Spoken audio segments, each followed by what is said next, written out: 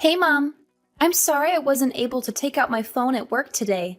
It was really hectic all day. Did something happen? You finally answered. Do you have any idea how long I've been waiting to hear back from you? I'm sorry. I can't use my phone at work. Fine, whatever. Laura, I went by your place in the afternoon. Your laundry was out drying. Care to explain yourself? The weather was nice, so I figured I'd hang dry them today. They say it's much better for clothes than putting them in the dryer. That's not what I'm talking about. Matt's shirts were covered in wrinkles. Do you even know how to dry your clothes properly? There's not much I can do about that. They're actually supposed to have wrinkles. The type of fabric they're made of makes it look wrinkled on purpose. Wrinkly fabric? What? You're having Matt wear trashy shirts like those? Hey, Matt picked them out himself. It's not like I picked them out. That's enough excuses. Go get him some proper shirts. Oh, okay. Sure, will do. Oh, that reminds me about the dinner you made the other day. Do you have any idea what salt and pepper are? It was like I was eating the air. It had no flavor at all. Huh? But Dad said it was delicious. Plus, it's Matt's favorite food. Ugh, do you not even know what flattery is? I'll say what everyone else won't say. It tasted about as dull as hospital food. I'm not a sick person. Put some real flavor in there. I'll keep that in mind. You've been married to Matt 3 years already, right? One of these days, you need to learn my style of cooking. Maybe you should get some proper training. Training? I'm saying that you need to come here so that I can teach you how this family cooks. What a blessing that would be. Let's do it starting tomorrow. Sorry, but I have work tomorrow. Well then, the day after tomorrow. I have work that day as well. Seriously? You keep working and working, but you barely make any money. Why don't you save working until you can figure out how to be a proper housewife first? Well, that would be nice, but I wanted to save some money before I have kids. Worry about money after you've had them. You haven't even had one kid. Aren't your priorities a little off? You can't do laundry, you can't cook, and you can't even have a child. You have to be a good wife before you can start thinking about being a good mother. You don't have to say stuff like that. Then start doing what you're supposed to, huh? That's right. You take the day off on Sundays, right? Let's start your housewife training next Sunday. Okay. Oh, also, when you're on your way to the house, could you pick up a lottery ticket? Actually, 30 tickets would be best. Apparently, people always hit at least a few numbers when they buy from that lottery place. Yeah, I heard that too recently. You should try buying some too. If you hit the lottery, your whole life would be flipped around. I don't think I'm that lucky, unfortunately. Well, even better then. You can use this as a chance to turn your look around. Maybe God will give a good-for-nothing woman like you a chance. I'll think about it. Just don't forget about my tickets at least. Since I'm going out of my way to teach you cooking, the ticket cost will be on you, okay?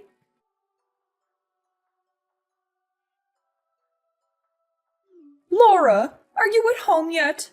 I've been trying to reach you for a while now. Yes, I just got back. Sorry, I didn't see your messages earlier. Well, then you should have texted me right away. Thank you so much for teaching me your cooking ways today. Those are the kind of things you should be sending me. Sorry, I said it when I left the house, so I didn't think that would be necessary. But thank you again for teaching me how to cook today. You really have a long way to go as a wife. You know what? I'll give you some homework ahead of time. Homework? What do you mean? Yep. If it's just in your head, you'll forget it right after I teach it to you. I want you to get a notebook by next lesson. Then write everything you learned today and turn it into me. You should also write down some points of reflection. Not just reflection about cooking. But about the things I warned you about as a wife. Oh, yeah. Got it. You're getting it wrong again.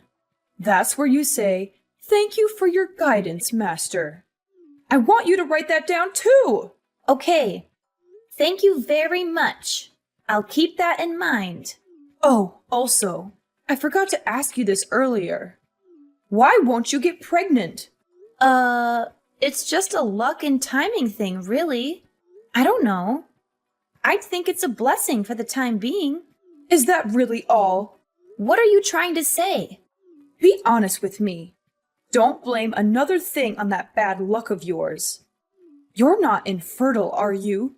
I don't think that's it, but I do go to the gynecologist regularly. Something's not right. I read this in a magazine the other day. But isn't it harder to get pregnant when you're sick? Maybe you have an STD or something. What?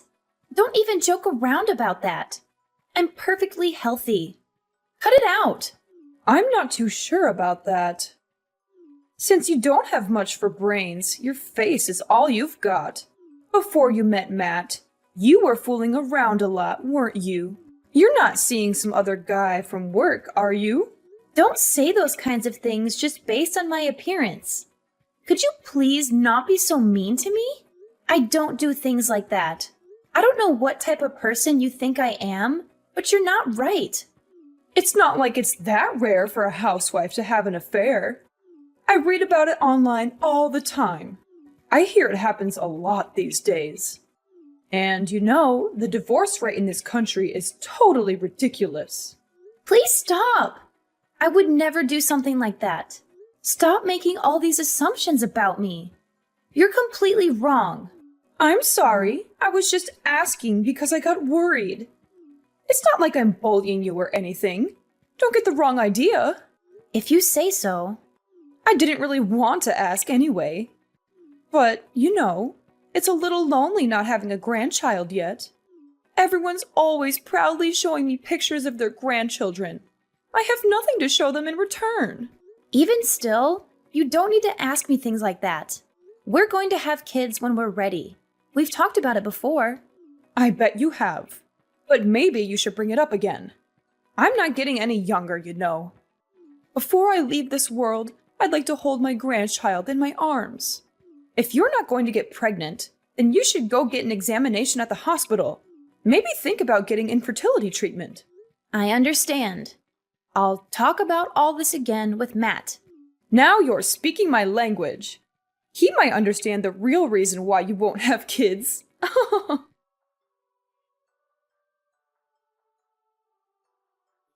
Laura, are you done with work yet? Don't work too hard. You've got to save some energy for this Sunday's wife class. Hi, Mom. What's up? Well, actually, I wanted to apologize to you. I said a bunch of mean things the other day. Matt got really mad at me and even went as far as saying he wouldn't talk to me anymore. I'm really regretting it. Oh, don't worry about it. You apologized the other day. He said from now on he'll at least do bare minimum communication, so don't worry about it. Thank you. To have such an open-hearted daughter makes me truly happy. Even so, I really am cruel. Mom, what's up with you? You're acting really different. I'm telling you, it's fine. If there's nothing else you need, I'm going to go make dinner. Excuse me. Wait a second. There is something, actually. What is it? You know those lottery tickets I had you buy? You said you bought them, right? Yes. I went and got just one. Yeah, about that. The last thing Matt said to me was that you actually won a lot of money from it. You know, since we're so close, I was wondering if you could lend me some money. Like maybe 23,000 or so? I'm actually in some debt myself. I knew it! There's no way you'd be that nice to me without having a reason. Sorry though, I already spent it all.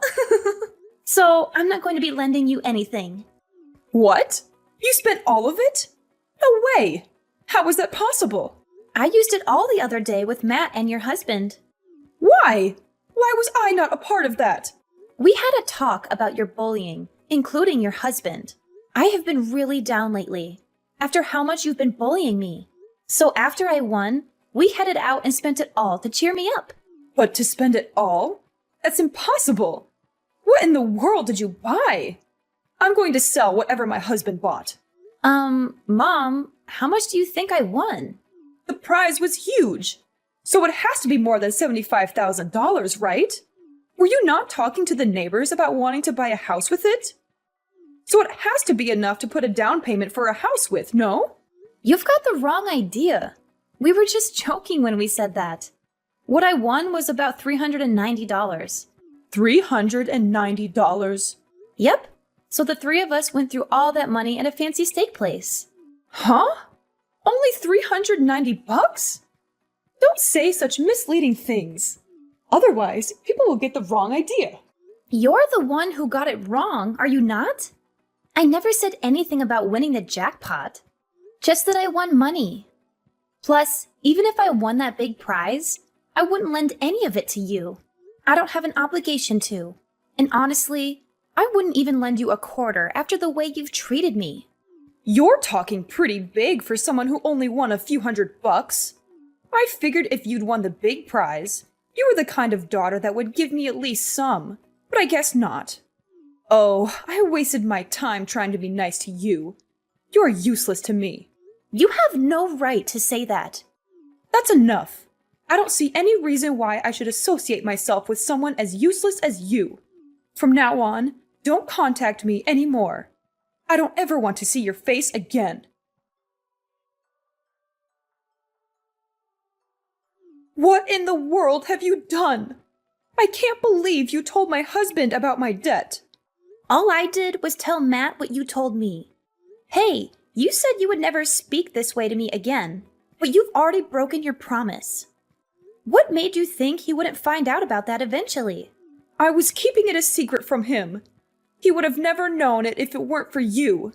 Now that he knows, he's going to divorce me for sure. Why would you do this to me? Who knows? I guess it just slipped. It's not like I was forbidden from saying it or anything. You would have understood if you just thought about it for a second. I guess I'm a terrible wife. Sorry. But I hear this is your second time being in debt, isn't that right? You promised him that you would sign the divorce papers if you got in debt again, so it's your fault. It's not my fault. I had no choice. I needed money. Needed or wanted?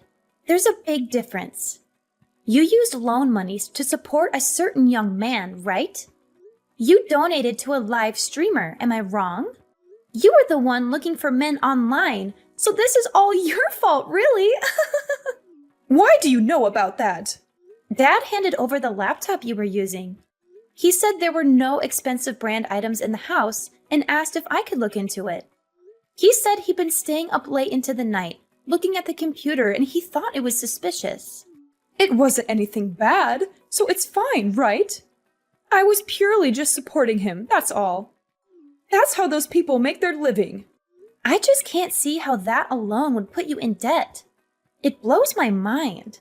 It might have been fine if you were working somewhere and spending your own money, but... I'm not raising children anymore, so I'm just doing what I should as a housewife. I'm not interested in being told off by some good-for-nothing woman like you. I'm not speaking ill of your hobby, but getting caught up in debt, keeping a secret from your husband, that is a problem. We're going to fully work together with Dad, so don't expect any help from us. Wait, how about this? Why don't you tell him to reconsider the divorce? If you do, then I'll forgive you. You'll forgive me? No, I'm okay. Whether or not you and him get divorced is nothing to do with me. Considering how much you've harassed me until now, I don't care what happens to you. Why? I've done so much for your sake, have I not? I go out of my way every day to walk by your place and make sure things are okay. I even taught you how to cook. Have you ever heard of unwelcomed kindness? Neither Matt nor I asked for it. I never wanted to have you teach me cooking, especially since you were so arrogant and bossy about it. You're really doing all of that stuff to hang it over our heads. I'm not stupid. Your mother-in-law is someone you should cherish. How can you say things like this? Didn't your parents raise you right? If you want to be cherished, then become someone worth cherishing. You're my husband's mother, so I speak with you when I have to. But as far as I'm concerned, we're strangers. You think you suddenly become important to me just because we became family? Have you ever treated me like I was important to you? I have been! Is that so? Well, that's news to me, since I've never even felt that a single time. As I thought, there's no way I can get along with you. Okay. From now on, I'll work hard to be a good mother-in-law. I won't say anything mean to you, so please just help me out this one time. If you could just tell him that I want him to reconsider our divorce, that would be enough.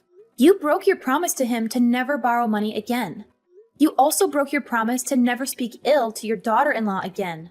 How can I believe anything you say? Because I'll give a proper apology. I'm sorry. I'm really sorry. I regret what I've done so much.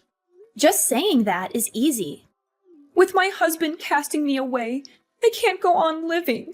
When I got into debt before, I promised that if it happened again, I'd even waive my share of our property. It's still in writing. What kind of a respectable wife makes the same mistake again, even after being in so deep? There's nothing I can do for you. You're completely on your own to face the consequences of your own mistakes. So please don't contact me again. After this, Matt's going to block your number so you won't be able to talk to him either. Wait, I'm begging you. Listen to what I'm saying.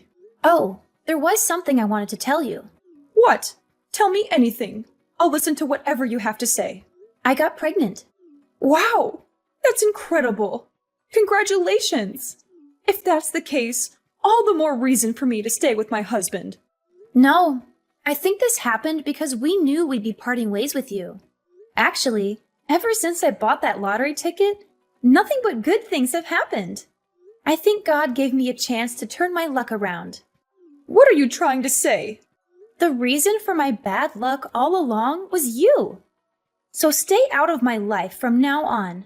I'm finally happy now.